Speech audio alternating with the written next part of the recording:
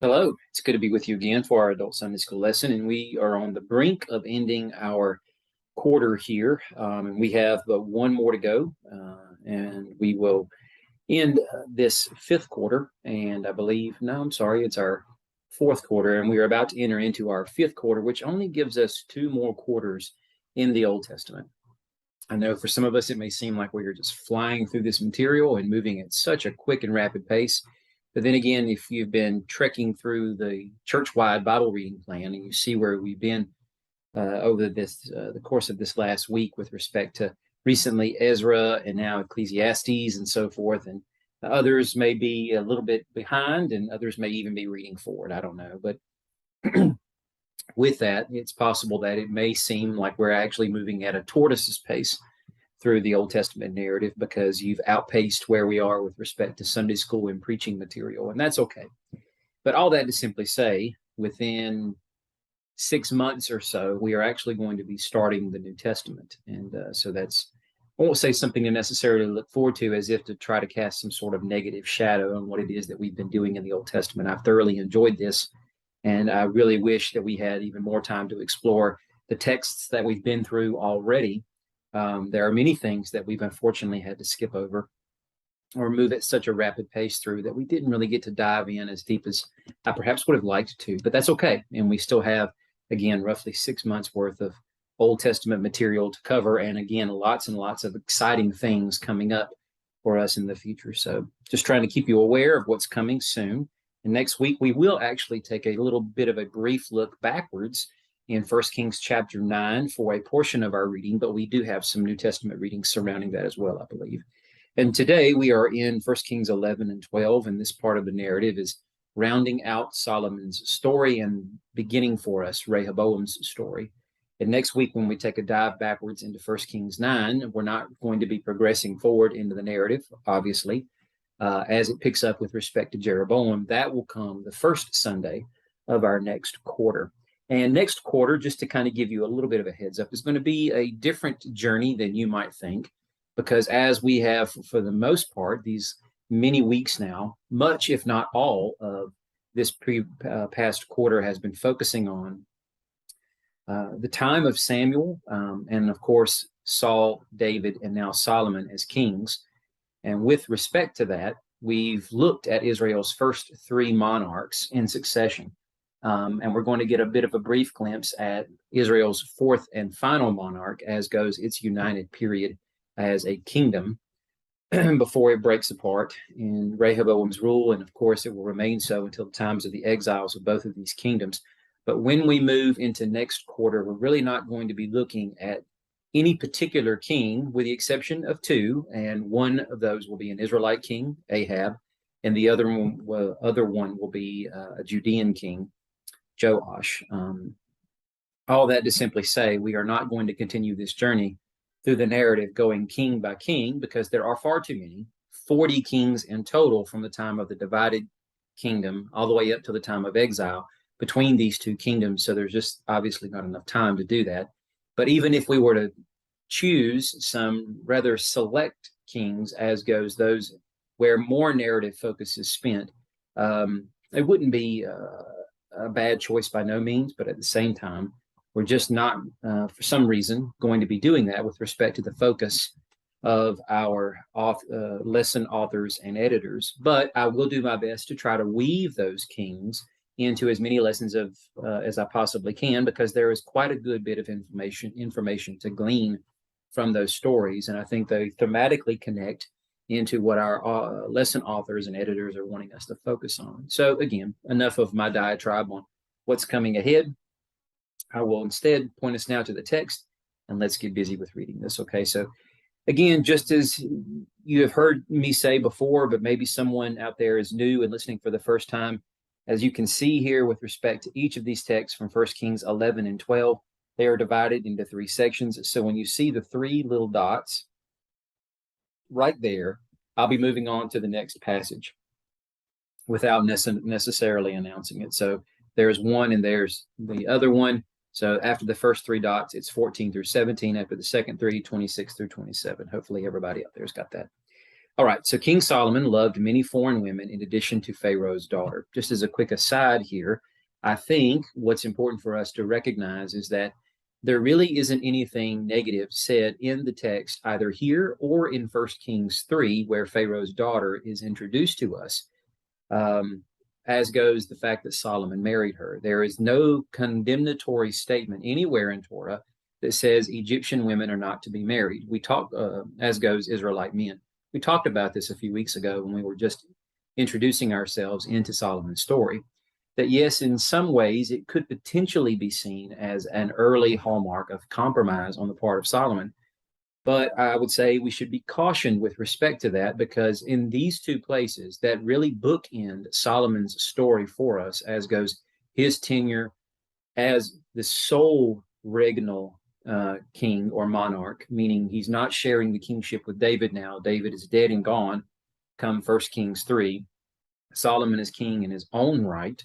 And by virtue of that, as soon as his story begins for us, we are told of his marrying Pharaoh's daughter.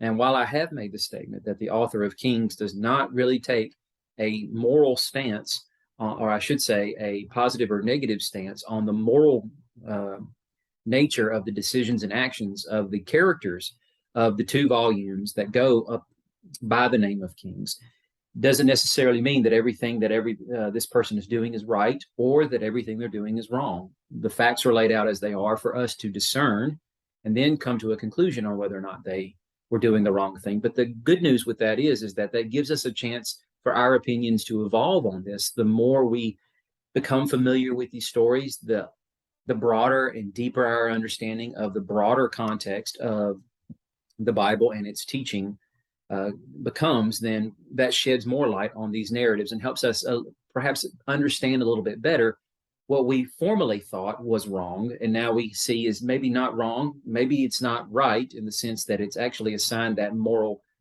value, but maybe it's really meant to be seen as neutral. All that to simply say, I think what we have here is a very clear indicator that with respect to these women that are married outside of Pharaoh's daughter, they are the ones that lead Solomon astray.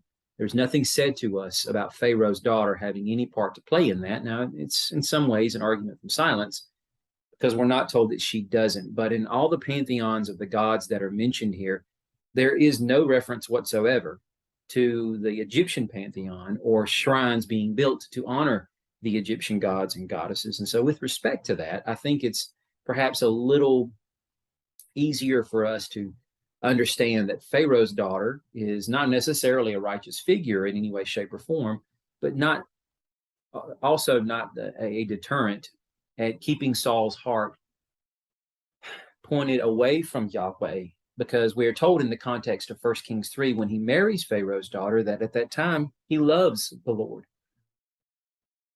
So because we are told in that context he loves the Lord and continues that relationship for quite some time until eventually he is old, and now at this point has married many, many, many more wives and accumulated concubines, and now started venerating their gods and goddesses, they eventually lead his heart astray. So perhaps Pharaoh's daughter shouldn't be implicated as part of that. That's really what I'm trying to say. Not that it's a huge point to stress, but I think it's important for us going through the mental exercise of making sure we're paying attention to the text. Because when we pick up on a subtle detail like that, we'll, I think, be more successful at picking up on other subtle details that really do matter more. So Moabite, Ammonite, Edomite, Sidonian, and Hittite women from the nations about which the Lord had told the Israelites, you must not marry with them, and they must not intermarry with you, because they will turn your heart away to follow other gods. I think coming from Deuteronomy chapter 7. To these women, Solomon was deeply attached in love. He had 700 wives who were princesses and 300 who were concubines, and they turned his heart away. When Solomon was old, his wives turned his heart away to follow other gods. He was not wholeheartedly devoted to the Lord his God, as his father David had been. Solomon followed Ashtoreth, the goddess of the Sidonians, and Milcom, the abhorrent idol of the Ammonites. So the Lord raised up Hadad, the Edomite, as an enemy against Solomon. He was of the royal family in Edom. Earlier, when David was in Edom, Joab, the commander of the army, had gone to bury the dead and struck down every male in Edom. For Joab and all Israel had remained there 6 months until he had killed every male in Edom. Hadad fled to Egypt along with some Edomites from his father's servants. At the time, Hadad was a small boy. Now Solomon's servant Jeroboam, son of Nabat, was an Ephraimite from Zeradah. His widowed mother's name was Zeruiah. Jeroboam rebelled against Solomon, and this is the reason he rebelled against the king. Solomon had built the supporting terraces and repaired the opening in the wall of the city of his father David. And now to 1 Kings 12. Then Rehoboam went to Shechem, for all Israel had gone to Shechem to make him king. When Jeroboam, son of Nabat, heard about it, he stayed in Egypt, where he had fled from King Solomon's presence. Jeroboam stayed in Egypt, but they summoned him, and Jeroboam and the whole assembly of Israel came and spoke to Rehoboam. Your father made our yoke harsh. You, therefore, lighten your father's harsh service. In the heavy yoke he put on us, and we will serve you. Rehoboam replied, Go away for 3 days, and then return to me. So the people left. Then King Rehoboam consulted with the elders who had served his father Solomon when he was alive, asking, How do you advise me to respond to this people? They replied, Today, if you will be a servant to this people and serve them, and if you respond to them by speaking kind words to them, they will be your servants forever. But he rejected the advice of the elders who had advised him and consulted with the young men who had grown up with him and attended him. He asked them, What message do you advise me that we send back to this people who said to me, Lighten the yoke of your father put on us? The young men who had grown up with him had told him, This is what you should say to the people who say to you, Your father made our yoke heavy, but you make it lighter on us. This is what you should tell them. My little finger is thicker than my father's waist. Then the king answered the people harshly. He rejected the elders' advice that they had given him and spoken to them according to the young man's advice. My father made your yoke heavy, but I will add to your yoke. My father disciplined you with whips, but I will discipline you with barbed whips. The king did not listen to the people because this turn of events came from the Lord to carry out his word, which the Lord had spoken through Ahijah the Shilonite, to Jeroboam son of Nabat. This is what the Lord says. You are not to march up and fight against your brothers, the Israelites. Each of you return home, for this situation is from me. So they listened to the word of the Lord and went back according to the word of the Lord. Jeroboam built Shechem in the hill country of Ephraim and lived there. From there, he went out and built Peniel. If you'll join me now for a moment of prayer. Jesus, our King, we are always grateful that you have shepherded us through yet another week, for the abundance of your mercy, grace, and blessings that we know little of, as goes how you have orchestrated our lives, the daily things going on around us that we are in some ways cognizant of, but of course the orchestration of the events between heaven and earth, the realm where you reside and where we reside, and the beautiful harmony by which we exist in this relationship with you, and how you make all things work together for the good of those who are called according to your purpose, which does not require that we know that you are working those things out for us. And we are so grateful. Thank you for leading us now to this time and space where we have the chance to explore your word, to engage with you and interface with truth. And I pray that you would help us to do that very thing, that our hearts and minds would be challenged through what we hear.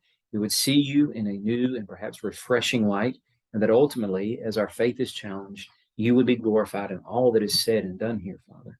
We ask this in your holy and blessed name. Amen. So I'm looking at this from the perspective of the serpent. And of course, we understand the serpent is the enemy of God's people and makes his presence known very early in the story of Genesis, which of course sets the tone for the rest of Scripture. The serpent takes the king, and kind of looking at it, I guess, from the perspective of a chess game, because no doubt for the enemy, that's exactly what this is. It's the long game of the Lord attempting to try. And when I say attempting, I don't want to put that in human terms per se, but of course he is working with frail human beings, and instead of forcing them to do what it is that he wants, he is still going to bring about his agenda, regardless of whether or not human beings want to work with him. But he is certainly opting for the chance that these image bearers who he made to bring his glory onto the world stage, as goes in the garden, and of course expanding the garden further out so that all men may eventually experience the wonderful blessings of Eden as they work together as God's covenant partners to fill the world with the knowledge of the world as the waters fill the sea, right? So with respect to that, that's what we've been looking toward with respect to Solomon's story. And sadly, what we have gotten is another episode of a great man who, after us deeply contemplating whether or not he might be the one that fulfills the prophetic promise of Genesis 3:15, who very well could be not just the one who will take the mantle of king from his father, who is of the tribe of Judah, and therefore fulfill the prophetic words of their patriarch Jacob as he's about to pass away, but ultimately open up the gates for Eden blessing to flow from this new provincial Eden space in Canaan that has now been redubbed as Israel, for it's Abraham's people who have settled there as promised in Genesis to Abraham, to bring about this purpose that God spoke to Abraham when he first appeared to him and called him to tell him, when you go to this land, I will bless all those who bless you, and through you and your seed, I will bless all the nations of the world. And that Solomon has brought us now, of course, working with God as covenant partner, king and priest, to the pinnacle of this mountaintop experience, where now blessings have been flowing from Jerusalem for the first time in Israel's history, much less the period of the monarchy, have they finally brought about a chance for them to be blessing the nations through God's image bearer, covenant wielding, covenant dwelling, covenant exercising king and priest, that being Solomon, the son of David, right? But now, sadly, as we have gotten to the top of the mountain, we can expect in the same pattern that we have seen play out so many times in previous stories, that takes us all the way back to the Genesis prologue, where we have chapters 1 and 2 ascending very shortly to the summit of that mountaintop, where literally on the mountain we have the Garden of Eden that God planted for these image bearers, both king and queen priests, to not simply dwell with each other in harmony, but to dwell with God in harmony, to worship him and to guard, watch, keep, right? And to work as goes keeping sacred the things that God was entrusting to them, the things that he was teaching them, the wisdom that he was instilling in them, so that in the process of time, as they begin to fill the garden with more image bearers and overpopulate the area, then they get to spread out and bring greater order and complexity to the world that's outside the Garden of Eden, and bring that garden experience to the furthest points on the horizon.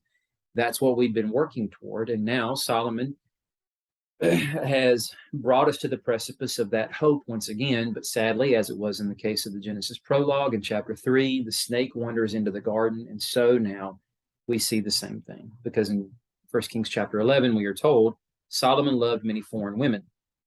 And this is juxtaposed against what is said here in 1 Kings chapter 3, where we have the beginning of his story. So the first, or the left-sided bookend, tells us that he loved the Lord, and he did this by walking in the statutes of his father David, which I think is in some way a little bit of a way of trying to help us understand both a positive and a negative, and that is, this is what David had patterned for him, and of course what David had tried to pour into Solomon as he's investing his own wisdom into Solomon and encouraging him, pleading with him to follow the Lord and to continue this experiment so that God's kingdom can be exalted and ultimately God's people blessed, so that they then can bless the nations of the world around them.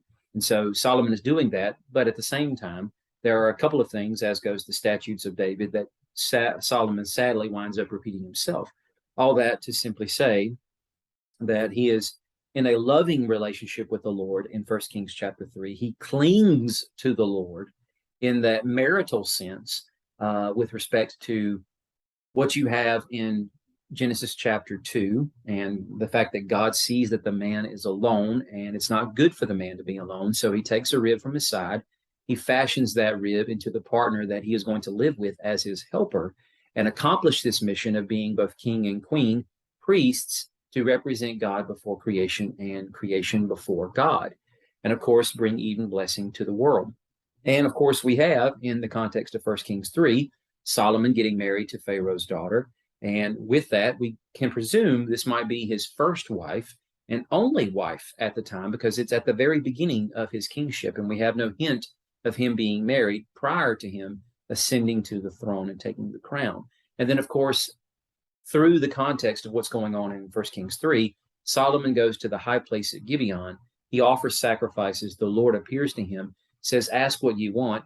And as Solomon makes his heart's request known to the Lord, that he needs a listening or a Shema heart that can discern between Tov and Ra, or good and evil, so that he can properly judge the Lord's people. And this is pleasing to the Lord. And of course, as we did a few weeks ago, looking at those texts, we marched that through what Solomon says in the first 9 chapters of Proverbs and a few other places that are attributed as his wisdom sayings. We see, especially from the context of Proverbs, there are 2 ladies that become thematic throughout the book. And that is the Lady Folly, who is loud, boisterous, defiant, but in this sultry way, attempting to try to seduce and lure the man with no experience away to give him what, of course, all men seem to seek after and will so easily fall prey to. But of course, the end thereof is destruction, death, and exile, which of course is the end result of what God says will happen if you eat the wrong tree or from the wrong tree in the Garden of Eden. And this is where Solomon is at this moment, where he is asking to eat from the correct tree, even though it's the tree of Tov and Ra, but it's under God's terms, such that God is going to be the one leading Solomon to an understanding of what he defines as right and wrong, which is ultimately what he wanted for Adam and Eve in the garden. And then, of course, Solomon has the choice between Lady Folly or the other lady that is thematic through Proverbs, and that is Lady Wisdom, who is also calling out to the sons of Adam to come to her and to receive the goodness of her treasures, which is more valuable than silver and gold and precious gems, and of course will walk with them for the rest of their lives and will lead them to true prosperity.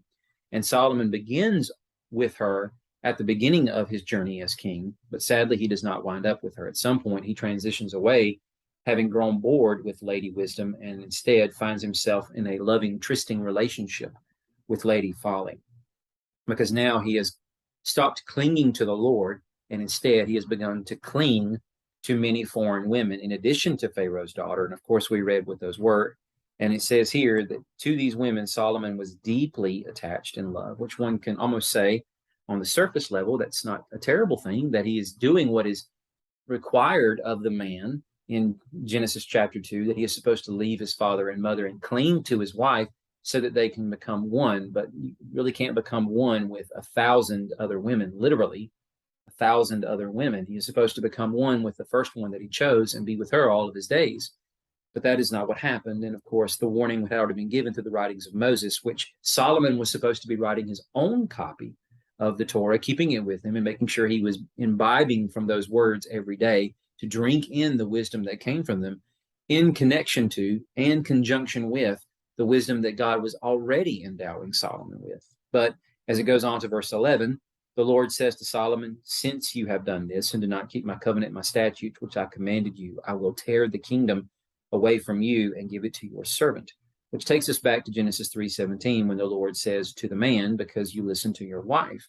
Now, it's not so much the idea that Solomon was listening to other people that we are told in the context, but we can definitely subsume, I think, that that's exactly what has been going on, that these women have, in this very subtle and seductive way, lured Solomon away to worship these other gods, probably through the mechanism of sex, as many of them had that sort of worship expression attached to them, especially to Ashtoreth with respect to the Sidonians, and other gods and goddesses of these various ancient Near Eastern pantheons. And of course, these cultic sites that would begin to pop up in Israel and were already present in the land of Canaan to an extent at this point, because many of them had been torn down in the days of Joshua and Judges, but many of them had also been rebuilt.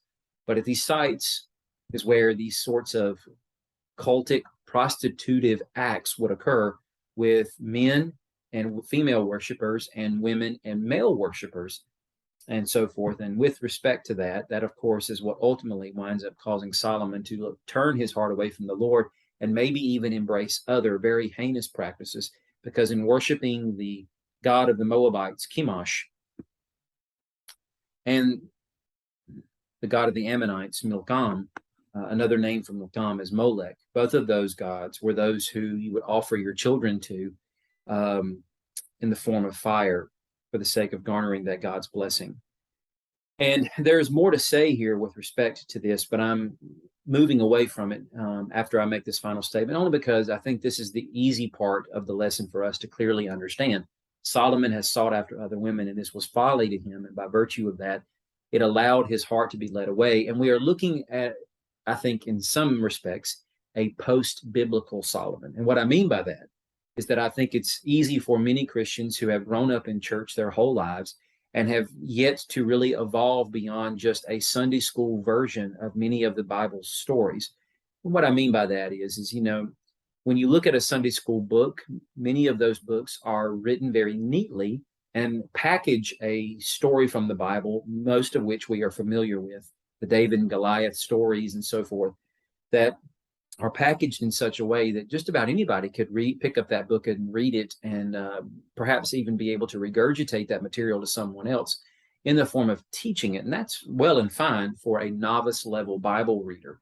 But of course, the longer we spend walking with the Lord and our relationship blossoms beyond months into a few years, and then of course into decades, our understanding of those stories has to evolve. We have to go deeper. If all we can ever say about the story of David and Goliath, or other stories that are very familiar to us like that, are just the basic, routine, elementary points to anyone else, and we don't really understand how it fits in with the Bible's context and the greater story of the Bible beyond that, and how it bears out influence on many other contexts in Scripture, then we're not really growing in our faith. All that to simply say that many of us, I think, we do run the risk of falling prey to the trap of maybe even allowing ourselves to become deceived into thinking, I know the Bible pretty well. I know a handful of verses, or maybe I know several verses by heart. And I'm not really sure why I need to continue the practice of trying to read from the Bible every single day of my life, because I know these stories good enough that when I read them, I don't really get anything extra from them. Some stories I really love going back and reading over and over again because they just speak to me in a certain way. I can identify and empathize with those characters, or I really just love this cool moment where Jesus does this or that. But beyond that, I'm not really sure what is the extra purpose of me reading, goes beyond the futility of just reading the Bible from start to finish, when a lot of these things are just kind of ancient practices that don't pertain to me anymore, or whatever the case might be. And with that, we enter into this post-biblical state where we're looking for something that's actually outside the Bible that is helpful to us to tack on to the Bible, and of course bleed back into those stories that we do find comfort in, or a deep level of familiarity and empathy with. My brain is trying to make up words that don't even exist. I'm sorry. A deep level of empathy with. And then, of course, maybe it leads us into a deeper expression of our faith, so we think. But in reality, what we should be doing is going back to those stories and mining from those stories what we have yet to discover, because we realize this is a challenge to us to get beyond that level of familiarity. And I think with Solomon, that very well may be where he's at this particular moment in his journey, where now it's beyond the words of the Lord. He is wise enough in his own mind that he thinks he can perhaps navigate this relationship with God and its complexities in such a way that he doesn't have to rely on the basal elementary elements of Moses's words and Torah as being the guiding principles by which he should live his life, especially the words that pertain to the king. Instead, he can make decisions on his own that he can justify as being wise, when in reality they're not, and they begin to undermine and erode his relationship with the Lord. So all that to say, let's take a look here for a second now, or for the rest of our lesson actually, at the concept of how Eden begins to crumble. So going back to chapter 10, verses 28 through 29, I think we begin to see the beginning traces of this, because these verses that close out the chapter, we are told that Solomon's horses were imported from Egypt, which is what Bart had pointed out a few weeks ago, beginning our journey through Solomon's story arc, and telling us that there are already, again, signs of compromise. And these are some of those signs in which we are told very clearly from the words of Moses in Deuteronomy 17, this is an action that should be expressly forbidden by the king. He is not to send anybody back to Egypt and attempt to try to broker any sort of treaty, peace deal, or business arrangements with them, because obviously that will undermine what the whole purpose of the Exodus in and of itself was. You're not to go back there, not to look back to Egypt for any particular type of help. So with that, Solomon has already begun to, I would say in some ways, egregiously compromise the relationships between Israel and Egypt. And granted, it's going to be somewhat arduous to try to figure out how exactly is Israel supposed to bless all the nations, including Egypt. without necessarily entering into peace treaties or various other arrangements and agreements with them, such that they can form a partnership that may eventually blossom into something of a friendship, and then allow Israel to start to influence that nation in a way that they would work to glorify God and renounce the pantheons or gods and goddesses that they have given their allegiance to over the many generations that they have been a country since the days of the Tower of Babel. But it's impossible for us to figure out how that was supposed to be the case, because that's never been the story of Israel. They never influenced the nations in such a way as to do anything but to really benefit themselves, because all of these particular arrangements that they garner with the nations around them are always to maintain peace and prevent war and, of course, some sort of lucrative exchange between these nations, rather than ultimately to influence these nations again to turn back to Yahweh. So he rebels against the words that Moses had written there with respect to this business practice. The king's trader bought them from Q at a going price, and a chariot was imported from Egypt for 15 pounds of silver and a horse for 4 pounds. And in the same way, they exported them to all the kings of the Hittites and to the kings of Aram through their agents. And so if you have a Bible map handy, if you know exactly where Israel is located between the Mediterranean Sea and the Sea of Galilee, or at this time it may be called the Sea of Gennesaret in certain portions of Scripture, the Jordan River, and of course the Dead Sea.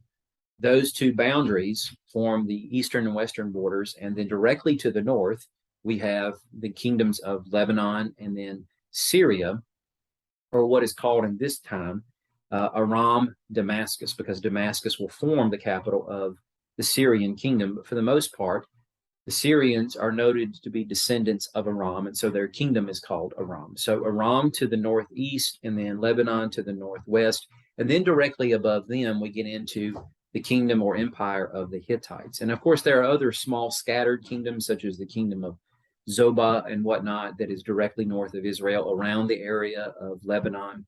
Because while we call it Lebanon, it's not a consolidated country. It's really the two kingdom city-states of Tyre and Sidon, which at times are combined together and at times are their own separate kingdoms and whatnot. So all that to say, the Hittites are way up here to the north, and Aram Damascus over in this direction. And Solomon is importing horses and chariots from Egypt and then selling them at a price to these particular kingdoms to the north. And that's problematic, not so much because the Hittites really become a thorn in Israel's side, at least that we have record of.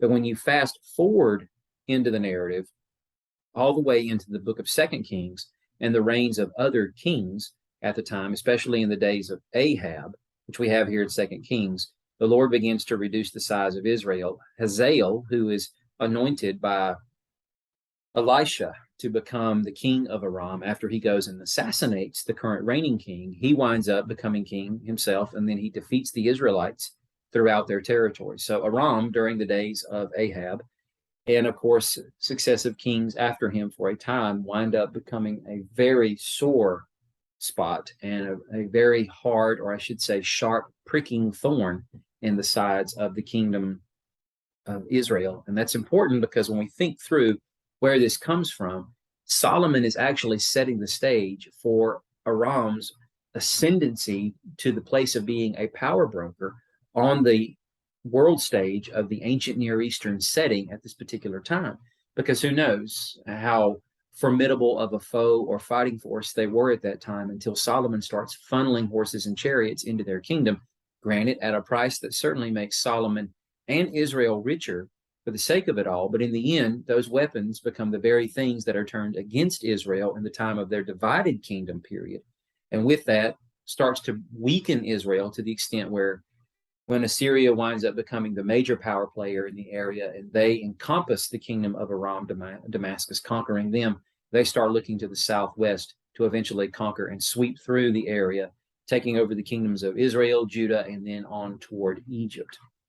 And so we see just a few chapters later in 2 Kings 12, we have the same person here, King Hazael of Aram, marching up and fighting against Gat. Gat is directly west of Jerusalem because this is one of the 5 cities that are the capitals of the Philistine kingdom. And so he conquers it. And then, of course, he turns his sight toward Jerusalem when Joash is king of Jerusalem at that time, which leads to another moment of plundering of treasure and treasuries in the temple itself, and raiding or those banks or supplies, and then ultimately giving that over to the enemy of God's people for the sake of trying to buy him off so that he will leave God's people alone. Or I should say, at this time, the occupants of Judah during the time of Joash, at this particular moment in his kingship. I'm not sure if we could really call them God's people in the sense that they are being faithful. All that to say, moving on with our understanding of how Eden begins to crumble. And I use the term Eden because if we have appreciated the subtleties of the details the author has given us up to this moment, before we get to 1 Kings 10, especially with the beginning of before we get to 1 Kings 11, especially with the beginning of 1 Kings 10, and the story of the Queen of Sheba entering into the mix in the way that she comes to behold Solomon's reign as king, and of course the beauty and opulence of his palace, the machinations of the way his servants and everybody who attends him works, the way the inner workings of the temple goes as far as the things that she was privy to see, and then the amount of wealth funneling through Solomon's kingdom and the wisdom flowing from his mouth that truly took her breath away. And she stands to bless the Lord and, of course, God's people at this time. That is the height of Solomon's story before we have this moment of the fall. And so with that, we have clear, distinct, descriptive terms and phrases given to us that show us Eden has been reconstituted, in a sense, there in the land of Israel, considering the idea we've got God's king priest on his mountain, and of course everybody is living under their own fig tree and vine in a time in which gold is so plentiful that silver isn't even accounted for with respect to how they value money and possessions at that time, and the way that the land was truly enriched. And of course, as we've already mentioned, the way that Israel is now blessing the nations. But with what's going on here, as goes Solomon's actions, Eden has truly begun to crumble. And instead of getting the quick flash bang that we have in Genesis chapter 3 with the image bearers there eating of the fruit and then being forced to leave the garden, and the cherubim that were their friends now serving as the sentries that prevent them from coming back into the Lord's presence where his throne is in the Garden of Eden. Now we have this slow burn where we have this systemization of Solomon slowly turning away from the Lord and embracing other gods and goddesses, and even rivaling the worship sites of Yahweh with respect to everybody supposed to be coming to Jerusalem, and then directly across from Jerusalem on the hill next to it, which is the Mount of Olives, the very place where Jesus prays in the garden where he's tested the night before he is arrested and then, of course, tried before crucified. Solomon builds a shrine, which, of course, can't be as big as the temple is because the Mount of Olives is not big enough to hold such a thing. But considering all the wealth that Solomon is funneling into Jerusalem, it certainly had to be a very opulent and beautiful shrine that was dedicated to a God that, of course, is worshipped through the system of death and offering children. But moving on, 1 Kings 11, verse 14, we have the first adversary that the Lord raises up to challenge Solomon. So let's read this story and begin to appreciate what we find here, because there are a lot of details. And what I would challenge us to do here is, as we're slowly reading through this, make sure we pick up on those details, because the writer of Kings is not just simply giving us a brief biopic moment here where we have an idea, a glimpse into the life of so-and-so. Well, that's interesting to know where they came from and what they did. And now they have become Solomon's enemy. Then we move on to the next person. No, there are no throwaway lines. There is no useless information in Scripture. We need to make sure that we're paying attention to the details that's being given. Okay, so the Lord raised up Hadad, the Edomite, as an enemy. Now, that's important because, first of all, let's consider the history of the Edomites. They are the people who descend from Esau. And, of course, when Esau is introduced into the story for us way back in Genesis, he is something of a character that has a bit of a nonchalant attitude, as goes his understanding of his role, firstborn of Isaac, and inheriting the blessing that comes from Isaac, not only of his possessions and estate, but the blessing that came onto Isaac through Abraham, that is his special blessing to carry forward. Now, granted, before Esau was born, I know that we have the prophecy of two nations being in Rebekah's womb, and of course, the older will serve the younger before these two boys are ever born. However, the assumption moving forward seems to be that Isaac clearly thinks Esau is the one who's supposed to inherit both forms of blessing, but Jacob, of course, usurps and takes that blessing away, which creates this enmity that lasts for several years between Esau and Jacob. There is apparently a brief moment of reconciliation when Esau comes out with a small army and Jacob thinks it's to do him in, but he sees that God has pleasantly and brilliantly turned this on its head, so that now Esau is blessing Jacob and wants to forgive, and even wants Jacob to come and live at Mount Seir in Edom with him. But Jacob goes back to his own land, and we don't have any more action between these two brothers that we have record of.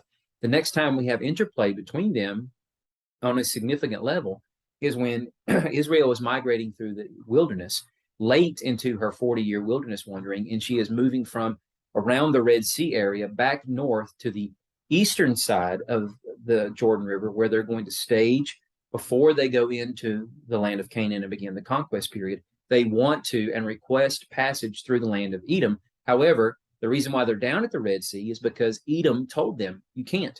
We will not let you pass through here. And they bring soldiers to the border to let them know you will not set a foot on this territory, or else it will be met with swift bloodshed and retaliation. And so they walk all the way down south to just simply go all the way around the eastern side of the land up into the territory of Moab. So enmity and strife has once again been reignited between these two houses, these two families, these two brothers.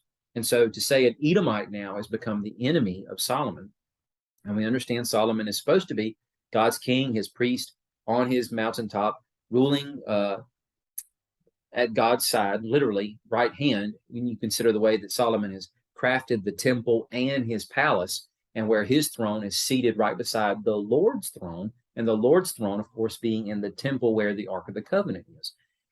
That's the way Solomon is supposed to be presented to us and has been up until this point. And now that we have an Edomite back in the story, we understand that the Edomites, again, are not people who have been friendly to God's people in the past, but there is something rather peculiar about this person that we're going to start to notice here in just a second. But I want to point this out. When we use this word enemy here, or it may be adversary in your particular translation, this comes directly from this word that's given to us in Hebrew. And you may recognize that because it's a loan word for us in our English translations. In other words, we don't change a single letter here. We literally preserve it letter for letter to make the word Satan. But that is what that word means, adversary or enemy. And so here we have the fact that God has raised up a Satan against Solomon to be a thorn in his side, to be someone who will put him through turmoil, trial, and testing, which again tells us we're right back in the garden narrative of Genesis chapters 1 through 3. As we remember, the serpent was the one who was the most cunning of all the wild animals that the Lord God had made, and is in the garden to test the woman and the man. So we've already begun to see some links here in what we have pattern between Solomon and his sin, and the idea that he's following his own wisdom, and the first enemy that is mentioned to us. And of course, the other two that come after this are also going to be termed as Satans. And so all of this connecting us back to the garden story, and we're being set up here for how God is going to bring Solomon's demise through Solomon's own foolish actions that will lead to a form of exile and ultimately death. Because at the end of this portion of the narrative, Solomon will die. He doesn't die as a direct result of this, as if to say God judges him, but of course it ends with his death. There may have been several years still passed between these moments and the time that Solomon is finally gathered to his ancestors in death. But be that as it may, the person who is stylizing these accounts for us makes it a point to end this particular part of the narrative very quickly with Solomon's death, which again takes us back to the exile moment when the image bearers are being removed from the garden. But now let's advance in the story of Hadad just a bit more here. Verse 15. Earlier, when David was in Edom, Joab, the commander of the army, had gone to bury the dead. Now we can presume here that these dead are Israelites. There's been some sort of military combat skirmish between the Edomites and the Israelites. Maybe it was because the Israelites had come to try to conquer the land. We don't really know the circumstances. I don't want to waste any time in conjecture trying to figure that out. But surely Joab is not making an effort here to bury the Edomite dead, only the Israelite dead. And he says that he had struck down every male in Edom. And if we go on to read more about this, it seems like he has now ignited some sort of a bloodlust campaign against the Edomites, because he spends 6 more months down there trying to exterminate all the males in the Edomite kingdom. And this is what leads to the circumstances under which Hadad flees to Egypt. But before we get to that, let's notice here, if we're just taking what we have here at face value, we've got a particular moment where we've got a small boy who is being targeted by a king. Now, I know it doesn't say that David wants the man or the boy dead. However, what we need to appreciate is that David, and we can perhaps even also presume, I realize an argument from silence, maybe a bit shaky, but David would have to know that the commander of his army, the one who he passes orders to that transmits it to all the commanders of the divisions and whatnot, of the infrastructure of David's army, to give them their assignments and what they're supposed to do. If he is not in Israel and he has spent 6 months or is spending several months down in Edom, he has to know why he is there.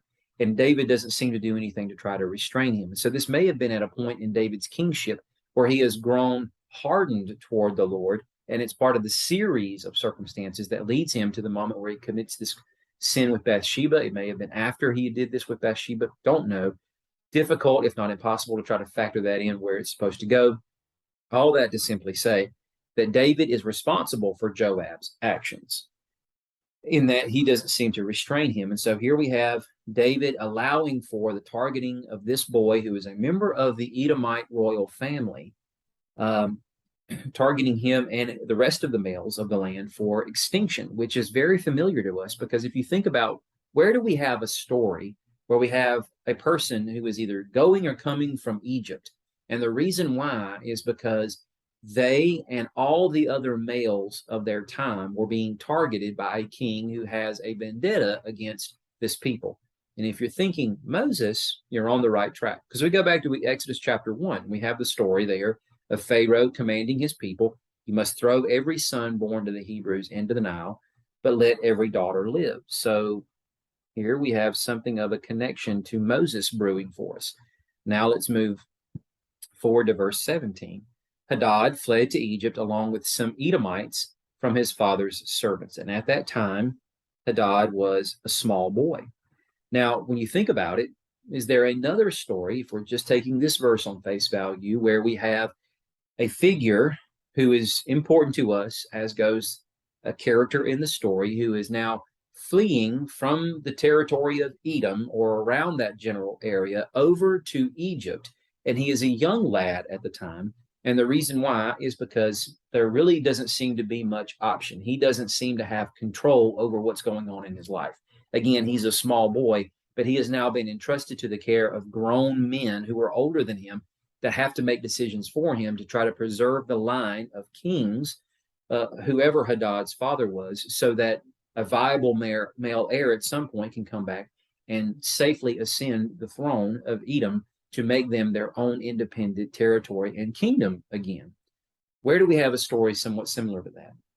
Hopefully you're thinking Joseph, because here we have Midianite traders, and Midianites were on the south by southeastern border of the Edomite peoples, and so sharing a border with them, very close proximity. Midianite traders passing by Joseph's brothers, and Joseph's brothers pull him out of the pit, and they sell him for 20 pieces of silver to the Ishmaelites, who took Joseph to Egypt.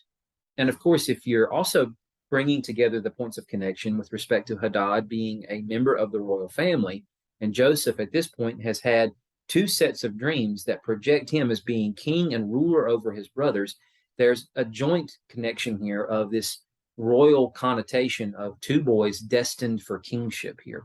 And granted, Hadad, a small boy, Joseph probably a little bit older, maybe a teenager at this point, but nonetheless, their missions, as clandestine as they are going to eventually converge on Egypt. So now we are starting to see some elements of the Joseph story begin to creep into this.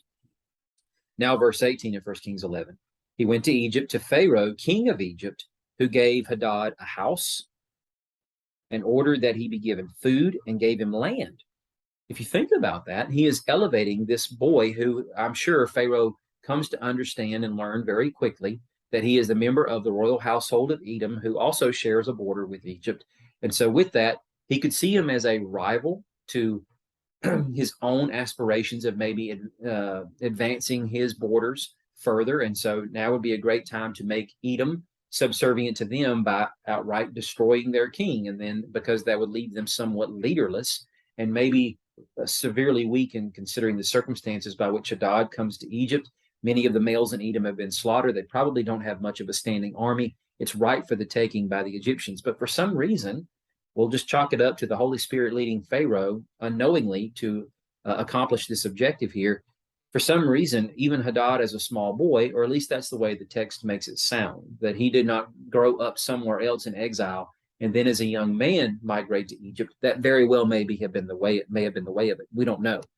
All that to say, though, eventually at some point when Hadad gets there, through the process of him growing up close in proximity to Pharaoh, he garners Pharaoh's favor. And because Pharaoh admonishes him so much, he gives him these very valuable possessions of house, food, and land, food from his own stores, and of course, land that Pharaoh appoints, which you can imagine is very, very rich, and no doubt, perhaps even the best of the land. And where do we have something similar to that in the previous stories that we've already read, considering we've got two, I think, rather strong points of connection here to both Moses and to Joseph. I think in many ways it connects back to the Joseph story. In chapter 41, when we have the moment when Joseph is standing before Pharaoh and interprets his dream for him, these are the words that Pharaoh says: "You will be over my house. I am placing you over all the land of Egypt." So he gives him land. And no doubt by him being now a member of Pharaoh's household at the level of vizier or second in command, he, of course, is going to be eating from Pharaoh's table. Everything that Pharaoh has is now been given unto Joseph. The only thing that Joseph does not have, of course, is the kingship itself. That, of course, reserved for Pharaoh and anything that is exclusively Pharaoh's. But Joseph has free reign to everything else. And so with that, of course, food, land, everything else you could imagine. And of course, he signifies this by giving him a signet ring, showing he has bestowed his authority upon him to make these decisions on Pharaoh's behalf. He gives him fine clothes, places a gold chain around his neck. So again, another point for the Joseph story here. And then we're not done yet. We've got verse 19. Pharaoh liked Hadad so much that he gave him a wife, the sister of his own wife, Queen Tahpenes. So not really a princess so much, but definitely a very close member of the royal family. Do we not have the same thing going on in Joseph's story? Because as we continue on in chapter 41 of Genesis, Pharaoh gave a wife to Joseph, the daughter of Potiphar, a priest at On, so a very high-ranking Egyptian official, not just anybody within the land. And so it might not necessarily be a direct member of the royal family. Could have been. We don't know all the connections. But yet again, another point for the Joseph story. And again, we're still not done yet. Let's continue to move on here before we get to the next character. We've got a few more points here to make. So verse 20, Tahpenes' sister gave birth to Hadad's son, Genubath. Again, back to the Joseph story from this woman that was given to him as his wife, Potiphar. 2 sons were born to him in the years before the famine arrived. Back to 1 Kings 11, verse 20, Tahpenes herself weaned this child, Genubath, in Pharaoh's palace, and Genubath lived there amongst Pharaoh's sons. And I think there are 2 points of connection here. Not only can we go right back to Genesis 41, considering that Joseph perhaps lived in Pharaoh's palace, may at some point have built his own palace, but because of this, by his rank and privilege, we can almost say that these children of his are raised as part of Pharaoh's palace or an extension of it. But certainly it takes us back to the story of Moses, does it not? Considering the idea of what happened to try to spare Moses from the fate of death with him being put in that basket, sent downstream, and eventually he winds up in Pharaoh's palace, discovered by his daughter. And then it's his sister who comes to Pharaoh's daughter and says, "I know a Hebrew wet nurse if you would like to have someone who can come and nurse this child." And so, of course, his mother is brought into the palace, or perhaps for a time Moses is sent to live with his mother. And then eventually, once he is weaned, he's then brought to the palace to there live with Pharaoh's daughter as her son and to be raised in Pharaoh's household. So yet again, another allusion to the story of Moses. Going back to 1 Kings 11, verses 18 and 21, Hadad and his men set out from Midian and went to Paran. Where do you know another story where we have a guy as a particular key leader, a kingly figure who is going to be migrating from Midian to go to his place of ultimate destination? That's obviously going to be Moses, is it not? Which we have told to us over here in Exodus chapter 4, once he has been in Midian for around 40 years, and the Lord appears to him in the burning bush And the angel of the Lord tells him, this is what you're being chosen for. You need to go back to Egypt. As we continue on in verse 21, when Hadad heard in Egypt that David rested with his ancestors and that Joab was dead, so the two men that he sees as being the absolute bane of his existence, he sees this as a sign for him to go back to the country of his own lineage, that being Edom, of course, and take the throne and attempt to try to challenge Solomon, the son of David, who has now ascended to his throne. And of course, if this happens relatively early in Solomon's kingship, it's possible that it takes Hadad a little while to consolidate his power base and then eventually becomes something of a challenge on Israel's southern border. We don't know much about that because not much is told to us beyond this.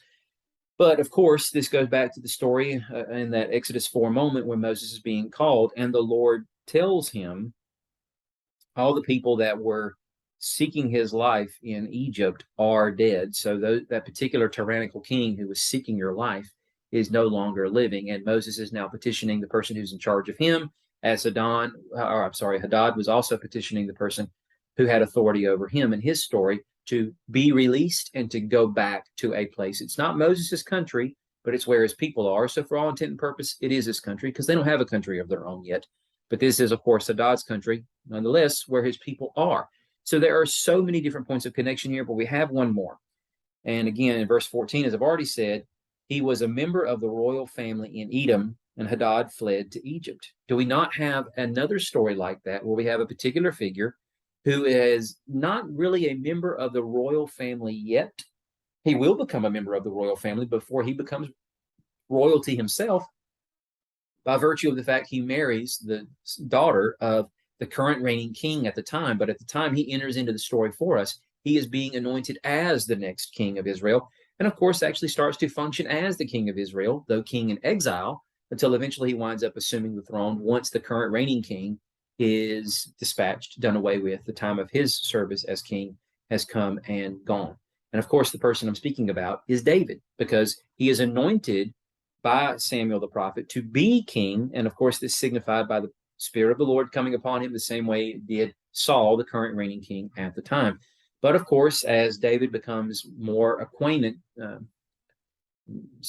as he makes Saul's acquaintance personally, and of course, as he becomes more acquainted, is what I was trying to say, with Saul, as he is brought into the palace to serve him, play music, and then eventually becomes commander of the army and various other things, he becomes the target of Saul's envy and, of course, paranoia and his own desire and passion to want to kill.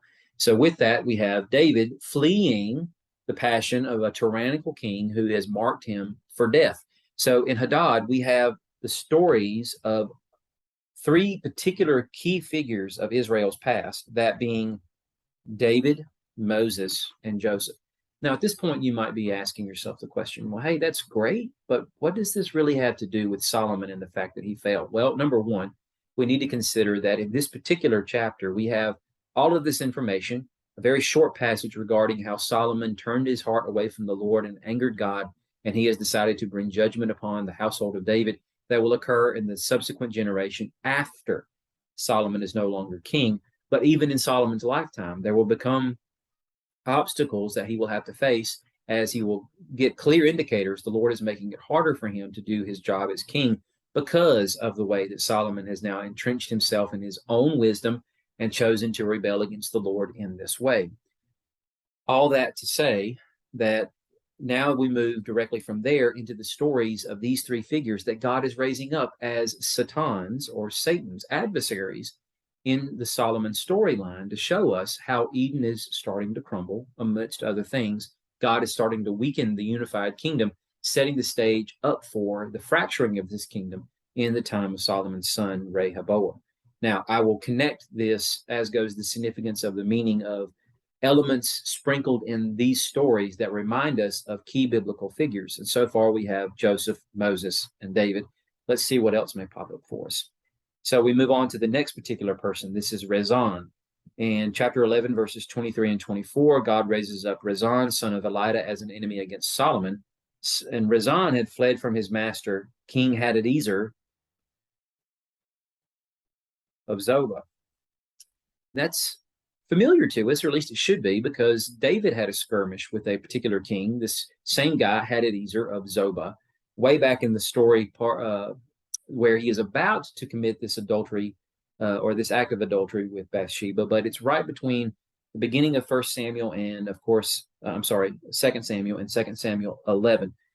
I think it's actually right around 2 Samuel 8. But anyway, David decisively defeats King Hadadezer of Zobah, which breaks up the coalition of kings that he ruled over and had subdued for some time before those kings become client kings of David, making peace treaties with him. And then, of course, King Hadadezer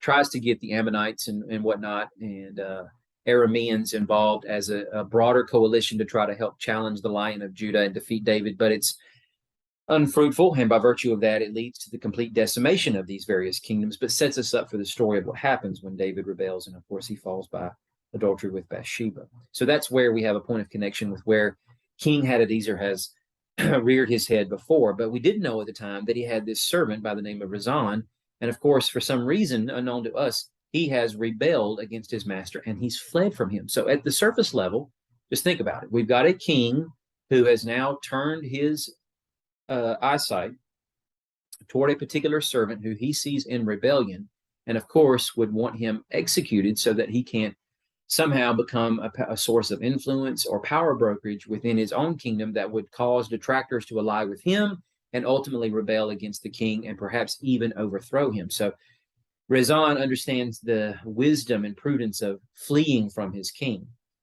What other story do we know of where we have a person who is being marked for death by the king who he might see as being tyrannical in a sense, and of course wants to have him killed? That certainly sounds like David. Granted, there might even be some measure of connection with respect to Moses, but Moses had brought it on his own head. It wasn't that Pharaoh hated Moses. Moses had killed an Egyptian and Pharaoh learns of it, and the law of their land would require that Moses answer for this by his own life being taken. And so because Moses had committed a crime, it puts him in the position of being a rebel against the laws of the land. Whereas we don't know anything about the circumstances of Rezon's rebellion against Hadadezer, but certainly with David, David wasn't breaking any laws that deserved him being targeted this way.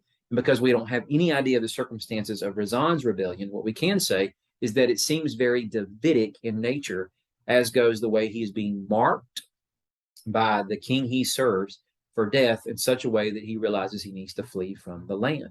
And we also have this interesting note here about how he gathers men to himself. Because when you compare this to David's story, what you have in 1 Samuel 27 is the fact that David at some point has amassed 600 men that now, there's been a couple of moments of David, being closely pursued by Saul and almost overtaken.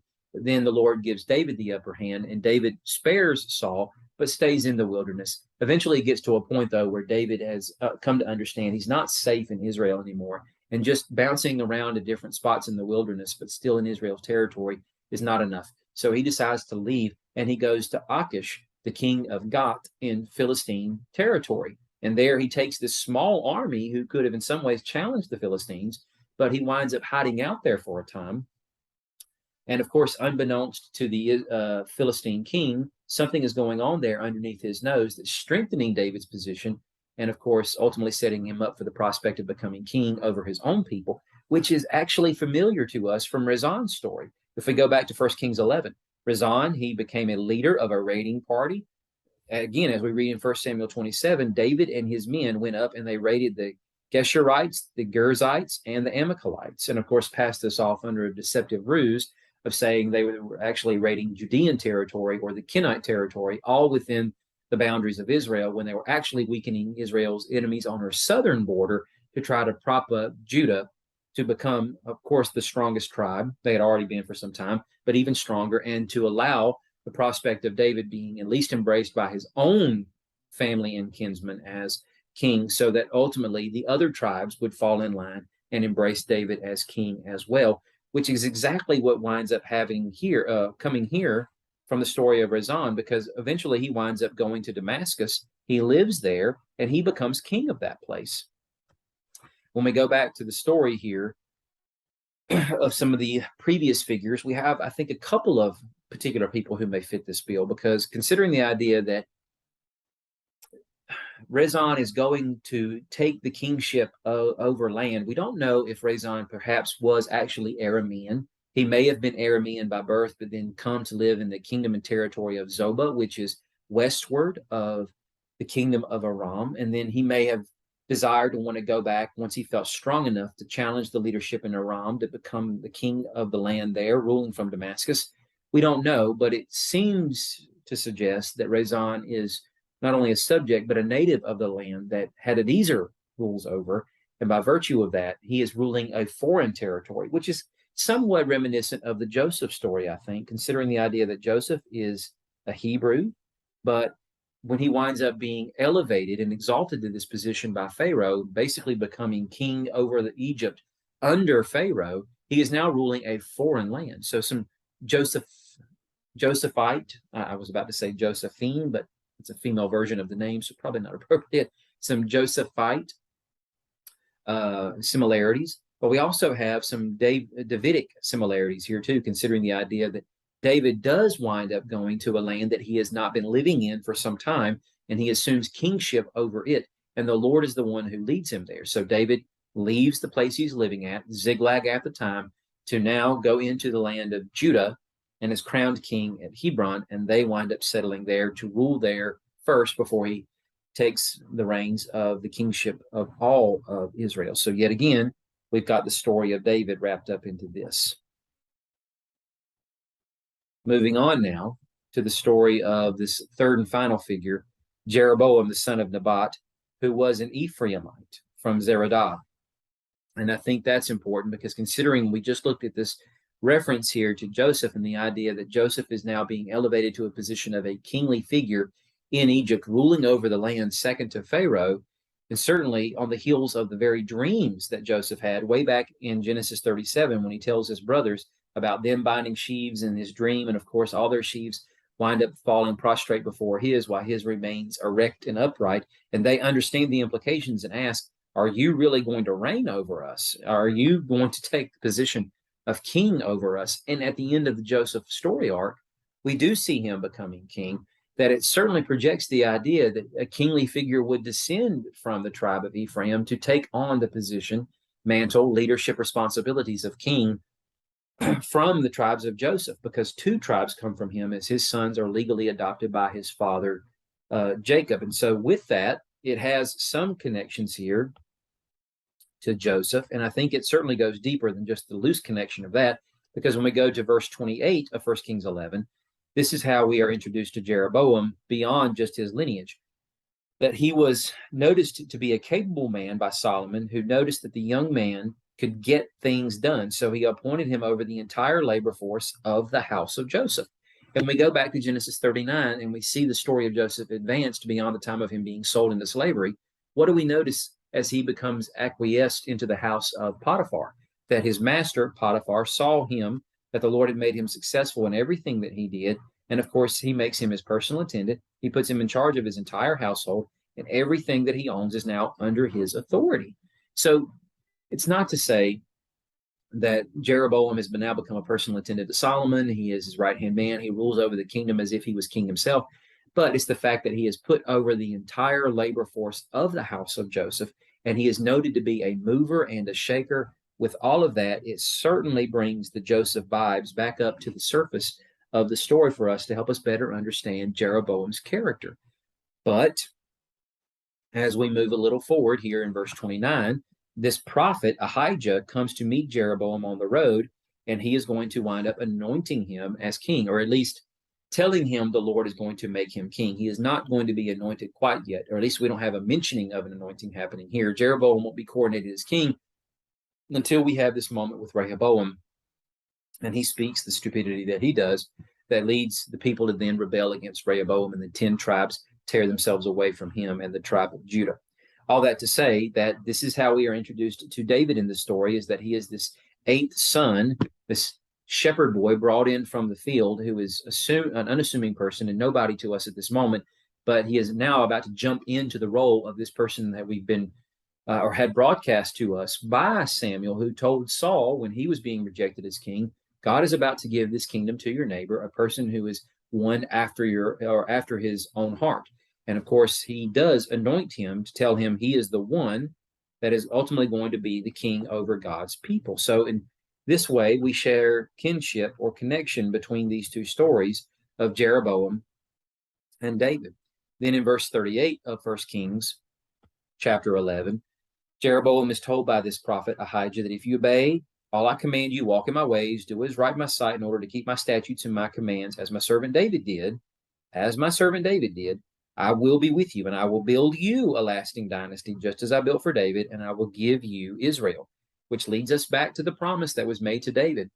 Once David expressed that he wanted to build this temple for the Lord, and Nathan comes to him with God's promise, and that is he will make a house for David, that when the time comes for him to die, he will raise up after him a descendant who will come from his body, and he will establish his kingdom. So yet again, we have another point of connection here to David. Verse 40, therefore Solomon tried to kill Jeroboam, and he fled to Egypt, to King Shishak of Egypt, where he remained until Solomon's death. And this sounds eerily familiar. We have a particular person who is in close connection to the king who was reigning in the land they are living in at the time. And then something has caused the relationship to drastically sour in such a free fall manner that now the current reigning king wants to kill the main character of the story, and they have to flee to another land and to seek safety and refuge until the time of the death of that king. Our minds should immediately go right back to the story of Moses, because this is exactly what's happening here. Whereas Moses is fleeing Egypt, now we have this person, Jeroboam, fleeing from the territory of Israel to Egypt, which in and of itself is a huge, huge indicator in this portion of the narrative. Because when we consider the slow burn of Solomon's rebellion, how we have the substance between the chapters we were reading at last week in 1 Kings 8, and we really never actually got a chance to burgeon on into chapter 9, but chapter 9 is still a positive moment in the story. All the way up to now, chapters 11 and 12, we have a lot of key indicators that tell us that God is blessing the kingdom and allowing it to grow and to flourish. But there are things that Solomon is doing now that has led to this moment of despair in the minds and hearts of Solomon's subjects, who at the time of Solomon's death, when they are coming to present themselves before Rehoboam, who has already been coronated king, they are demanding. They are not asking, nor are they trying to negotiate. They are demanding, stating in no uncertain terms that the success and future of the kingdom and their allegiance and loyalty to him, as goes recognizing him as king, hinges on what his answer will be, because Solomon had created such an oppressive yoke and burden upon them, as goes taxation and forced labor from amongst them, and working through all these projects that he had. There was forced labor from the outset of his kingdom. It may have been mostly, if not exclusively, foreigners that resided in the land that he had press ganged into serving, which in and of itself is not necessarily the right thing to do. Different discussion for a different day. But now it would seem at this point, by the admission of his own people, that he has brought that attitude to bear against them as well. He has yet again defied another portion of the words Moses had to say toward the kings, and that is, they are supposed to write the copy of the law that they are to possess and keep it, to write it in the presence of, and is to be kept by the Levites, so that the king would understand he cannot, nor should he ever consider elevating himself in his own heart above his countrymen. Because if he ever thinks himself more important, that they are in some way beneath him and he can treat them in any way he wants to, then that will lead him to a place where he is perpetually prideful and will never be able to see himself as one of many, an equal to all of these other subjects that are a part of God's kingdom, which is supposed to be a kingdom of priests impacting the world, such that everybody is a priest in God's kingdom. And their connection to the Adam story of the Genesis prologue, they are all in their own right ruling as kings, even though God has exalted one man to rule as king over them. But Solomon, while he understood that to begin with at the beginning of his time as king, has sadly forgotten that truth. And slowly what we have is a metamorphosis of what was Eden, and a true place where God's blessing is being garnered for not only his people, but even flowing from them to the nations. A true expression of Eden to now a false Eden that has grown up in its place. such that it's not the beauty and succulence of the trees and the fruit that are being grown there, in the sense of us going back in our minds to the garden, and that those were the trees that were good for food to be eaten by the garden's occupants, Adam and Eve, and of course to eventually wind up blessing the nations, as the fruit of the tree of life will go forth from the garden to bless all who reside throughout the world. Instead, what we have here is trees that have fruit that's inedible, or we have weeds and thistles and things that, of course, are not the things that make a garden beautiful, lush, and thrive. All that to say, Eden sadly has become something of a false Eden. What we have here is a land that was supposed to be the Eden space where all the world would be blessed through it and the people who live there. Instead, it has wound up becoming a rather tyrannical kingdom like Egypt has. And Solomon, in this particular story, has now taken on the position of being something of a Pharaoh figure. Even David, when you consider the story of Hadad, that he is something of a tyrant in keeping Joab, I should say, allowing Joab to exercise unrestrained, and by virtue of that, breathing out this nasty vitriolic hatred against the Edomites, and such that through his bloodlust, he has almost decimated an entire several generations of males, such that the kingdom itself has been severely weakened because of that. All that to say is that what we have here, again, is a metamorphosis of the kingdom itself, moving away from being the place where God's people dwell in covenant relationship with him for the sake of bringing about the blessing that was supposed to come through Abraham and his people, to now it's turned into a kingdom reminiscent in many ways of Egypt, such that horses and chariots from Egypt are funneling through there. The queen that rules beside the king, who was his first wife, and not saying this in a negative way, but is an Egyptian princess, and so many other things that would be key indicators here of the fact that now Egypt, once the place where it was the oppression of God's, or the oppressive, the seat of oppression, I'll get it out in a second, the seat of oppression against God's people, has now become the safe haven from those people who have become the subjects and victims of the oppressive, tyrannical attitudes, judgments, and behaviors of David and his son Solomon. So now we have in 1 Kings 11 this moment where Ahijah wraps himself with a new cloak, and he comes to Jeroboam in an open field, and then Ahijah took the new cloak he had on and he tore it into 12 pieces. Now, I think this is important for us to make sure we recognize the connections here of what's going on. Because what would be unbeknownst to us if we were simply reading this in English, which of course we will be because we can't read Hebrew, is what we have as goes the etymological connection between the words Solomon and mantle, or we have in this particular rendering, new cloak. So mantle is what perhaps I won't say is necessarily a better translation, but with it, it helps us understand the connections between it and other stories where mantles are being used and the nature of what that symbolizes. All that to simply say, either way, mantle or new cloak, we go back to this particular word in Hebrew,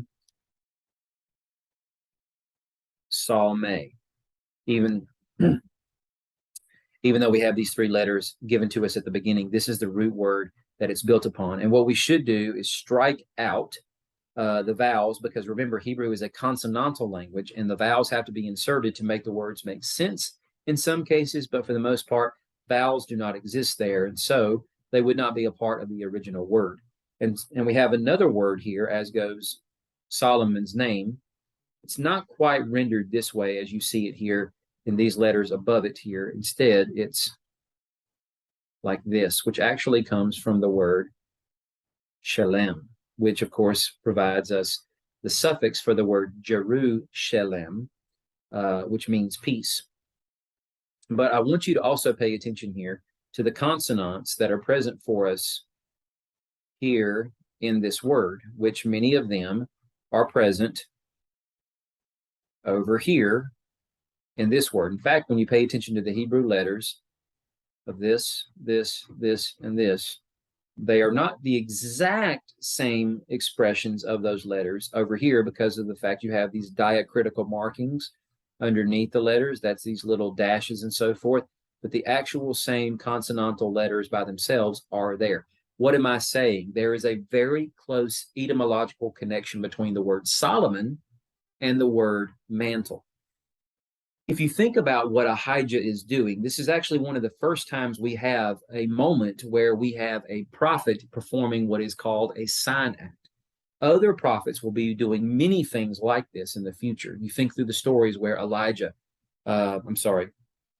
is walking naked through the streets of Jerusalem to illustrate that when God brings his judgment upon the kingdoms of Israel and Judah, there will be a moment of exile for both kingdoms. And when they are carted off in deportations to these kingdoms that have come to lay siege to their territory and defeat them, because God will deliver Israel into their hands, Judah into their hands, to suffer the wrath of his judgment upon them, that they will be carted away in disgrace. And a part of that is for their bare naked skin to be exposed for everyone to see and to laugh at as they mock them. Or Ezekiel, who is there in Babylon, and of course he's doing many different sign acts, as goes taking some of his hair, chopping it up into thirds, and he'll chop it up in different ways to show this is what's going to happen to the people who have their heads shaved and so forth. Or he has to bake his bread over, he's told to originally human feces, but eventually it becomes cow feces, to show that the people who will be laid siege to in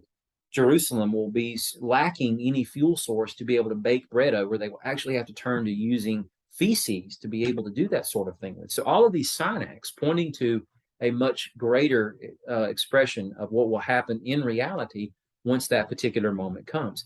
And so Ahijah is performing a sign act, but by taking the mantle off and understanding that the mantle itself represents Solomon, not just the kingdom. It's easy to see that it's the kingdom of Israel because as it's torn into 12 pieces and 10 are given to Jeroboam, and he is told that he will become the king of Israel. And of course, he's given conditional statements. He has to obligingly obey, or else God will bring judgment upon him. But if he chooses to be obedient and walk as a covenant partner with the Lord, then he will receive great blessing, just as David did, and all Israel will be his. All that to say, it's clear to understand that it's the kingdom. It's not just the kingdom. Solomon representing the kingdom, as he is the one whom God has divinely ordained to be his king and representative, and his Adam king priest figure on his cosmic mountain, ruling over his people and blessing the nations. That now, as Solomon has come to represent the kingdom, Solomon himself is being divided up. And a great lesson there, as goes the destructive nature of sin in of itself. Before I get to these final verses here with respect to Rehoboam, I want to tie our understanding of all of these particular stories given about Hadad, Rezon, and Jeroboam, and these king connections that we have to Moses, David, and Jeroboam. Moses, David, and Joseph. What I would like to simply say with respect to that is I think what we can clearly take away from this is that Solomon is supposed to be acting like all three of those figures. That as what was foreshadowed with the quick rise or ascendancy of Joseph into power, the whole crazy concept of how when we are introduced to him in the story, immediately we are told he is receiving dreams given to him by the Lord of him somehow ascending to the position of king over a people who aren't even numerous enough to be ruled by a king. They're hardly bigger than just a small clan, a group of 70 people in total, many of which don't even exist at this point when Joseph is sold into slavery, that are, by the time when Joseph is a grown man and has kids of his own, and a group of 70 in total migrate from Canaan to Egypt. But Joseph is not only king over his own people, who were just a very, very small sliver of the total population of Egypt at this point, but all of these people, both native Egyptians and foreigners from around the kingdom and empire of Egypt, who have now come to take refuge in the land during the time of the famine. He's ruling over all of them, which is a keen picture of what God's king priest is supposed to look like, stretching back to the story of Adam, that he is supposed to rule over the nations, comes from the very blessing that God gives in Genesis chapter 1, verses 26 and 28. So it's giving a glimpse to Israel in the small little clannish grouping that is being presided over under the chieftainship or the rule of Jacob at that time as their patriarch, to give them a glimpse of what God is going to do in their future. That there will come a time, as already promised and hinted at, hinted to by the Lord to Abraham, that these people of his that will for a time grow and flourish in Canaan will leave, and when they go to another land, he does not know, but we will come to find out that they will flourish there as well. But eventually things will go bad, and then God will deliver them from underneath the oppressive tyranny of the king who has chosen to subjugate them and rule them. And when he decimates that kingdom in judgment, he is going to bring them out. And he is also now, after the days of Abraham, in the time of Jacob and Joseph, showed his people what the purpose of that is. For them, when they come out of there, he is going to lead them back to the place where they came from, Canaan, as he promised to Abraham. And when they get there, this is what kingdom is supposed to look like. That eventually, when the time comes for God to set up a king over them, they are supposed to be blessing the nations in this way, in which this king is ruling over not only God's people, but he is also ruling over the nations as well. After all, that is what is promised in the coronation psalm of Psalm 2 that is supposed to be sung over the Davidic descendant who takes the place of the former son of David that was ruling on the throne in Jerusalem, that he is supposed to receive the nations as his inheritance. And Solomon actually has this working for him for a significant portion of his time as king. After what David had done in subduing the kingdoms around him, Solomon steps into his time as king with a few things he's got to fix, as goes loose ends David needed tied up. But after that, the land has been given rest on every side. He rules over a peaceful kingdom. And as we're told of the opulence of Solomon's wealth and so forth, we are told that he rules over all the kings east of Israel, all the way up to the Euphrates River. So the nations, at least those around Israel, are already subject to him as king, with further nations to come if Solomon perhaps had remained faithful, especially for future generations of David's sons who will rule after him.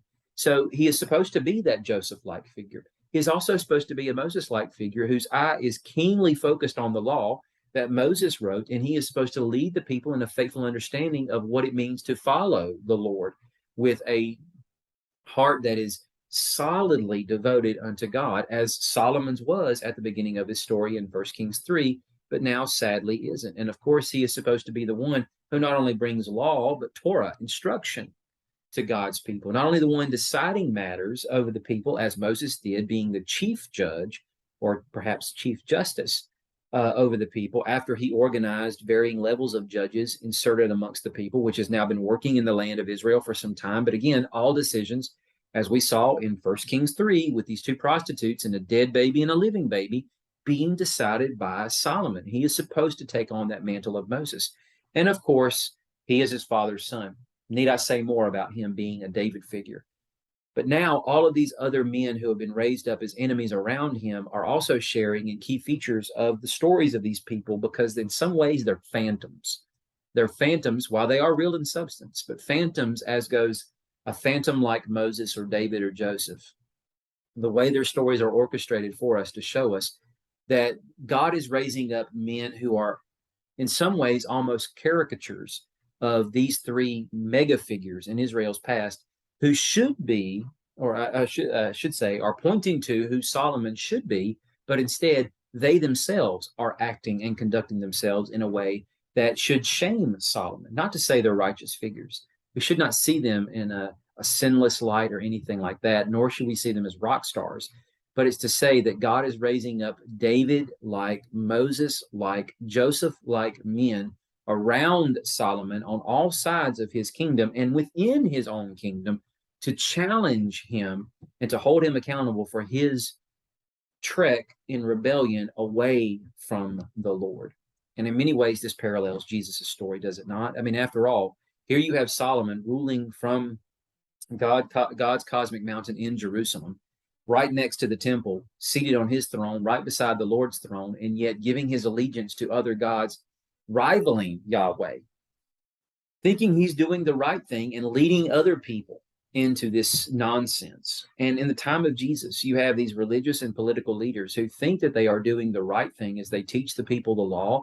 And in some ways, they are accurately representing the words of Moses, but in other ways, they are leading people astray from the kingdom, so much so that Jesus challenges them in saying that they are standing there holding the door shut and refusing to let anybody enter into the kingdom, and they themselves will not enter the kingdom.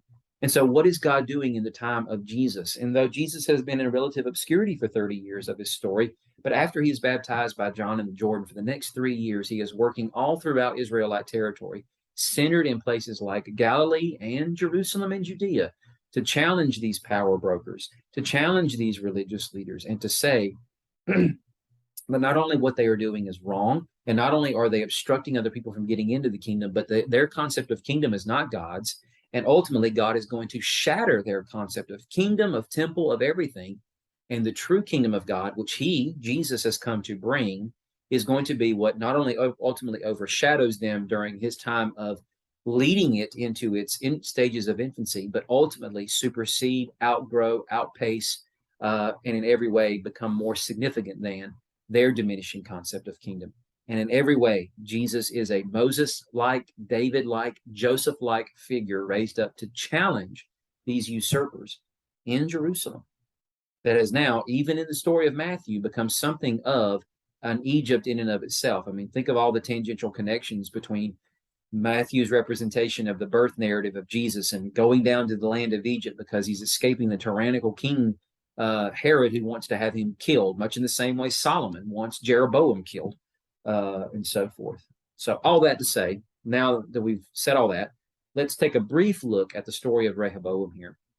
Because what we're going to see is that after we've had these rather long and drawn out cycles with Saul, David more so, and now Solomon, and I would say maybe I'm representing this just a wee bit wrong here with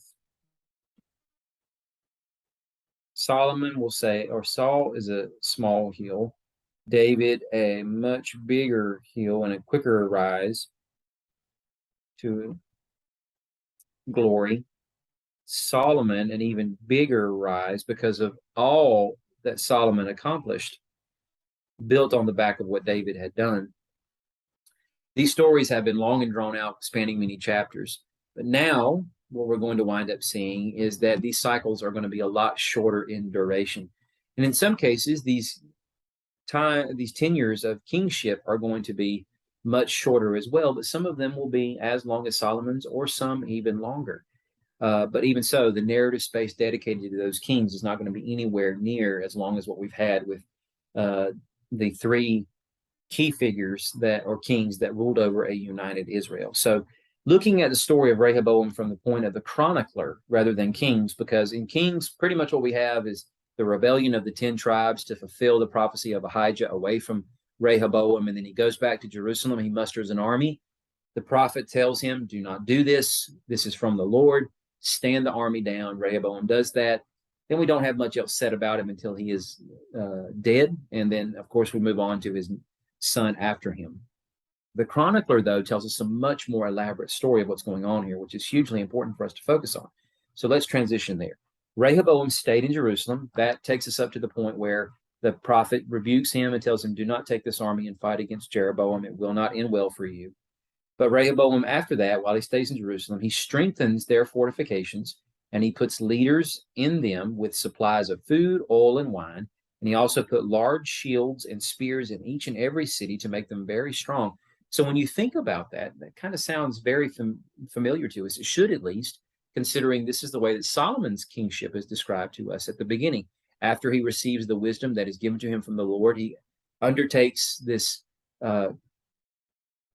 grand project of reorganizing Israel into 12 separate districts, precincts, whatever, that are going to be supplying through their resource chains all the food that are necessary or is necessary to keep the palace going and whatnot, provisions for the king's table that we read about in 1 Kings 4 and whatnot. And all that to simply say, we have something of that being cooked up for us again by the chronicler to tell us that Rehoboam is in some way continuing the early aspects of Solomon's kingship by keeping the kingdom itself organized, though it's much smaller in its footprint than it was before.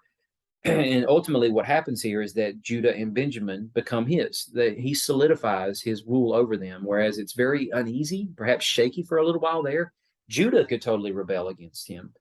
You know, even though we have the firm word of the prophet that says God is not going to strip all of the kingdom, namely Judah, away from Rehoboam, but leave this flickering lamp as opposed to the bright shining torch it once was for the sake of David, his servant, and Jerusalem that he chose. Yet many of the average lay people living in Jerusalem may have had no idea of that promise, or even thought, is it possible that, some of the men or many of the men here will find a reason to oust Jeroboam or Rehoboam as king and maybe align with Jeroboam, or actually raise up someone else from a different line of kings that's not from David to rule over them. But it takes a little while, but eventually Judah becomes completely united in total allegiance and loyalty, and even the tribe of Benjamin, that's part of the kingdom of Judah, to Rehoboam as their king. They give their allegiance to him. But during the time that Jeroboam is establishing himself as king over Israel, and I don't want to get too much into this because, of course, we're going to be visiting this again a couple of weeks from now. But all that to simply say, as part of what he winds up doing, many people wind up leaving Israel from all the 10 tribes and flood down into Jerusalem. It's an effort led first by Levites and priests, because they're not allowed to offer any sort of cultic worship expression. By that, I mean sacrificial rites, which are only supposed to be done in the temple, but anything else that would have been done outside of the temple or and so forth, they cannot participate in. No worship of Yahweh in the northern kingdom of Israel whatsoever. Instead, it's the 2 golden calves at Bethel and Dan. And of course, Jeroboam raises up priests from outside of the line of Levi to take care of the cultic expressions of worship there and so forth. And so these Levites and priests all leave their towns. They leave behind their ancestral lands and all their holdings to find refuge in the kingdom of Judah now. And with that, many other people who have determined in their hearts to seek the Lord their God, they followed the Levites to Jerusalem so they could sacrifice there to the Lord, the God of their ancestors. And with this, by this movement, they strengthen the kingdom of Judah, and they support Rehoboam, son of Solomon, for 3 solid years, because they walk in the ways of David and Solomon in his early kingship, obviously, or the early aspects of his kingship. They follow him. All that, they follow what Solomon had emulated for them then. So with that, key leaders have come to help support Rehoboam. And he has the option now to take the kingdom beyond what it was when he first took over as king of Judah alone, into a brighter future that may not necessarily see Judah and Israel reunited as a unified kingdom under one king ruling in Jerusalem, a descendant of David. But it would certainly perhaps set up the stage for maybe even Rehoboam's son, if he would teach and lead him well, to be that figure who God would allow for the temporary chastening of David's sons to come to its end, and again allow the kingdom to be reunited. But sadly, what winds up happening, from what the chronicler tells us in just the very next chapter, that when Rehoboam had established his sovereignty and royal power, he abandoned the law of the Lord, just like Solomon did. As Solomon had worked to reorganize Israel for the effort of the whole kingdom working as a well-oiled machine to supply the palace and distribute provisions throughout the land and various other things. So Rehoboam was doing something similar. The same thing with making these shields and bringing them in for decorating the forest of Lebanon and part of his house and palace and whatnot. So he is fortifying cities and with these shields. And Rehoboam seems to be following the right footsteps with Solomon's early kingship, which also emulates David's early kingship. But now, just as those 2 men had done, or namely Solomon, he abandons the law of the Lord, he and all Israel with him. So as Solomon led Israel to apostasy, so Rehoboam leads Israel to apostasy. They're unfaithful. And in the 5th year of King Rehoboam, so 2 years of these charades going on, until eventually King Shishak of Egypt, remember the same person who was showing favor to Jeroboam, went to war against Jerusalem with 1,200 chariots, 60,000 cavalrymen, and countless people who came with him from Egypt, Libyans, Sukkim, and Cushites. So instead of Rehoboam, son of David, blessing the nations, instead he is finding himself being conquered by the nations, and Jerusalem ransacked in such a way that much of the treasury that had been stockpiled by Solomon has now been raided. Even the gold shields that decorated the halls of the forest of Lebanon have now been taken, and Rehoboam has to make bronze counterfeits to replace them and so forth. And it begins this seemingly never-ending trend of kings who at some point, even though they may start out good and on the right track, eventually will wind up becoming swelled with respect to their pride beyond their ranks, to such a point where now the Lord has to bring discipline upon them. And that usually comes in the form of God allowing raiding, pillaging kings to come from territories either to their north or their south and ransack Jerusalem and make off with a significant portion of the treasuries, or these kings will actually take from the treasuries and all the gold utensils and silver and bronze utensils and whatnot from the house of the Lord, things that are necessary for the worship and cultic rites inside the temple itself, and give those as payment, tribute to these kings to get them off their back, or to get them to do something for them, to get someone else off their back. And such will be the pattern that we have all the way up until the time of exile. So I think what we can see in all of this is, sadly, the serpent has taken the king in the persons of both Solomon and Rehoboam. And it leads to, instead of the people flourishing like the Eden environment that Solomon had led them into under the time of his reign as king, when he was seemingly closely allied with the Lord, now it is but a brief shadow of what it once was. And certainly it is going to become even more desolate and worse as the prophet's resounding message of rebuke starts to grow louder, and more prophets will be raised up working simultaneously with each other to try to hearken to the people, to repent, to turn back to the Lord, but sadly they will not listen.